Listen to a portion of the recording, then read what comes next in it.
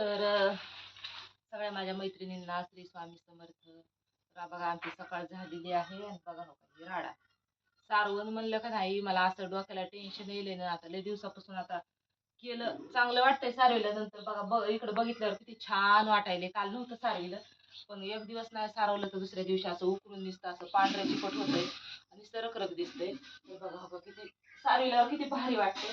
लय सारवायचा कंटाळा येते माहिती का. त्या फरशीला तरी माणूस फडकं मारलं तरी निर्मळ दिसते, पण ह्या सारविण्याला काय करावं लागतंय. आता हे बघा फुगलंय रान, मला घासू घासू घासू घासू सारवावं लागतंय, तेव्हा ते कुठेतरी माणसात आकारात दिसतंय. लय अवघड आहे बरं. म्हणजे असं फरशीचे घर हे असले की चांगलं असतंय. कोण कोण म्हणतंय फरशीचे घर पुसून पुसून पुसून जीव वाईट टाकते. तर पण ती पाणी लावणी पायाला पुसलं तरी चालते, पण ही का नाही सारवण्याचं काम इतकं बेकार आहे. दिसायला लय छान दिसतंय, अति छान दिसतंय सारविल्यानंतर ही केल्यानंतर. पण त्या सारविण्या मागं बी लय मेहनत आहे आणि लय लय म्हणजे हे काम करायचं म्हणलं का नाही, मला तर वरचीवर आता कंटाळा यायला हे काम करायचं. लोकांच्या म्हशीचं शेण चोरायचं. सकाळी उठून एक तर आपल्याकडे जनावर नसते काही नाही, त्यात परत जाऊन कुणाच्या म्हशी खाली शेण पडलंय नाही पडलंय ती बघावं लागतंय. ती पुन्हा आणून पुन्हा लय म्हणजे 4 वाजेपासून मला झोप नसते. आज उशिरा उठले. काय झालं का रात्री तुमचं खरं? तुम्ही रात्री भाकर खाल्ली नाही, मला खरं खरं सांगा.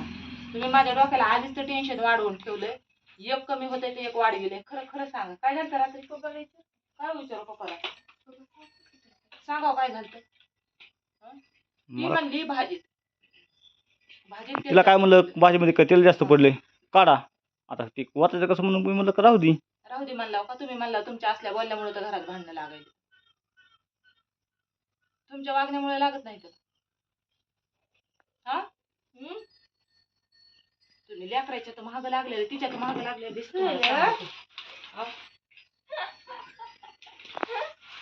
तेरे को तो मैं देखेगा. काय तोंड सुजून घेतलं रडून रडून काय बघत आहो.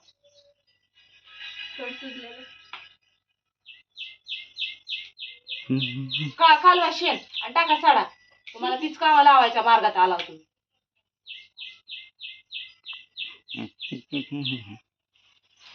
बघा कसं फुगतंय, बघा कसं फुगलंय तिथं.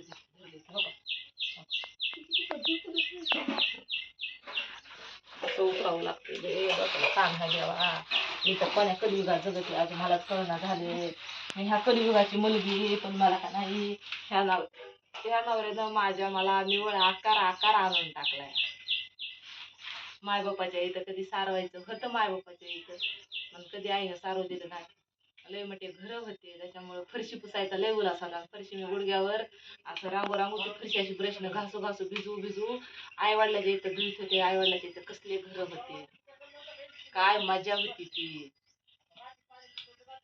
आणि बहिणीला दोघीला एक सेपरेट पलंग होता, त्याच्यावर आपलं मस्त शाळा बिळा. खरं लहानपणचं जीवनच वेगळं, मायबापापासून जीवनच वेगळं. आपण किती बी मोठं झालं ना तर मायबापापासलं ते जीवन एकदम आपल्याला लहानपण असल्यासारखंच असते. ही नवऱ्याच्या घरी बघा मायबापाच्या इथून येतंय माणूस आणि इथं ऍडजस्टच करून घ्यायला शिकावं लागतं. ह्या सगळ्या गोष्टी मला तर काय माझी तर जिंदगी ऍडजस्ट करून घेणं तर चालली काहीच मला तर नाही. भागणं मुरून खंडोबाची वारी. आणि पण बोललेले आहेत अजून, बोलणे साधे आहेत का ह्यांचे कुणाचे.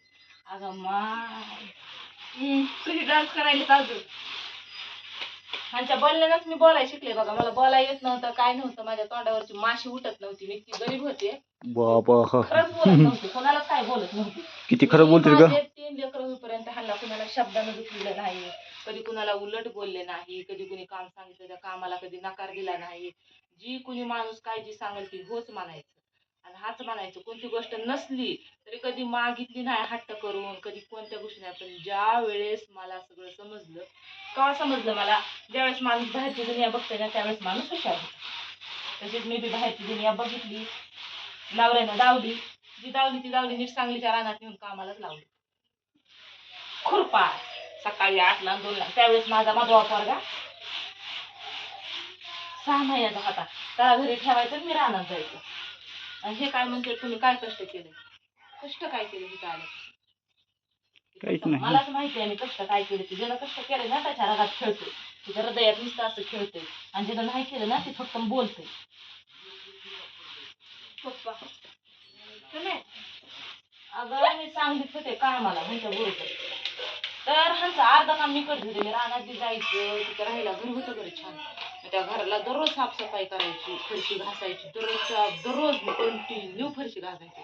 कधीच बिगर फरशी घासल्याशिवाय कामाला गेली नाही. कसलं घर होती?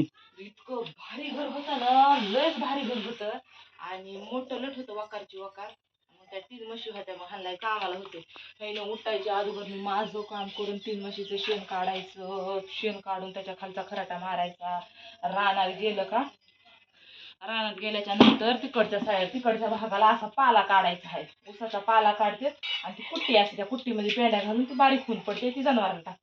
ती ह्यांचं इतकं काम, मी अर्ध जनावराचं पूर्ण काम ह्यांचं अर्ध हलकं करायचं. बाबा काय करत पप्पानं काय नाही माझा दिवस घेतलाय, दुसरं काय केलं मला काम येत नाही का? हे जीव घेतात. अजून सारवायचं लावायला. बघा ह्या काहीतरी सारविण्याचा निकाल लावा, तो सारू कटाळ्याला वरची वडा. पावसात तरी चिकचिक होईल ते. तुला पप्पाला पाऊस सारायला टाकायचा झाला लावायचं. नाही. गेल्या वर्षी तर काय भुतावणी पळतच होते. हो. गेल्या वर्षी पावसाळ्यात आपल्या आपणच खेटलाय पावसाळा. गेल्या वर्षी एका तर- बेडवर चौघ गळत. गेल्या वर्षी तर काय नाकात वारच भरलं होतं. मी इकडे जाणार आहे, तिकडे जाणार, लय कमवून आणणार आहे, असं तसं कसं तरी काय माणसाने बोलून थाऱ्यावर आणले तरी चालायले कसं तरी. नाही तर काय नाही, 3 महिन्यात बंगलाच बांधायचा होता, 3 महिन्यात असंच करायचं तसंच करायचं. पप्पा मला तुम्हाला प्रश्न विचारायचा आहे. तुम्ही आम्हाला थांबा, तारीख पण सांगते, तारखेसहित माझ्या गाडी आहे. डोक्यात आहे. थांबा, मी गाडून गुडी नको बाई, पहिलं घर होती, मग पुन्हा बघायला ये. पहिलं 2 रूम होती. 1 जून. नाही 1 जूनला गाडी येणार होती. तुम्ही 24 तारखेला म्हणला होता का आम्हाला.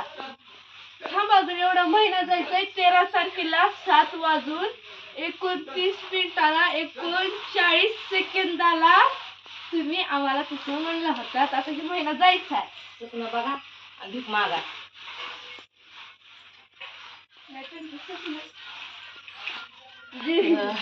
बघा मैत्रिणींनो, आमची खऱ्या गप्पा गोष्टी चालत असतात. सकाळ सकाळ किरकिर केल्याशिवाय माझा दिवस जात नाही, कारण का असतं माझं मानसिक संतुलन ह्याने बिघडवून टाकलेलं आहे. कशामुळे? त्या मोटरीमुळे. नुसतं इकायचं पडत आहे ह्याला. कुठली गोष्ट घरामध्ये ठेवीत नाही का? म्हणूनच मला तर आता सारवी आहे, चुलीला पत्रा द्यायचा आहे, सडा मारायचा, परत भांडी घासायची. मी पण आज आवडू लागलो. लवकर उठले का? मीच लवकर उठले नाही, मीच 5:45ला उठले. नाही मम्मी, मी लवकर उठले. आता उठले असते. बघा किती छान दिसतंय सारवल्यानंतर, किती भारी वाटतं, कसं जीव जाते. कंटाळा यायला मला माहिती. ज्यांनी पप्पाला शिकवायचे आता सारवायला. मी तर शिकले. हो, दिवस सारवलं तुम्ही 1 दिवस, मी 1 दिवस. जमतंय. मग काय करावं आता? बाबा तुम्ही सारवायचं. सगळं दारूने कमीच काढलं सकाळचं. हो, झाडून काढले तर एवढा मोठा कचरा निघालाय. आम्ही अजून डबल झाडल्यावर झाडून काढला. काम केल्यावर नाही जावे तिथं. काय करीत नाही तर काय केलं नाही, कुठं लय अति छानपणा लागला. आज घरामध्ये स्वयंपाक नाही बनणार. तुम्ही पण उपाशी? आम्ही पण उपाशी. जमतंय का? रुबाचं बांधकाम देखील करून घेतलं नाही. स्वतः माणूस हलकट आहे. सगळ्याला सोडून बसलेत आता. आमचा जीव खाता नाही तर मासा पिली का आमचा. त्यांची कमाईच नाही काय, कोण म्हणला काय चकाचं म्हणते, तुम्ही काय दिलंय का आम्हाला? काय दिलंय? दिलंय काय तुम्ही आम्हाला दोघांना? दिलंय काय? मला काय द्यायचं होतं मलाच कळत नाही. बाबू देवा, कुठं झोपलात रे? उचल पटकन. नको नको ह्या घरामध्ये.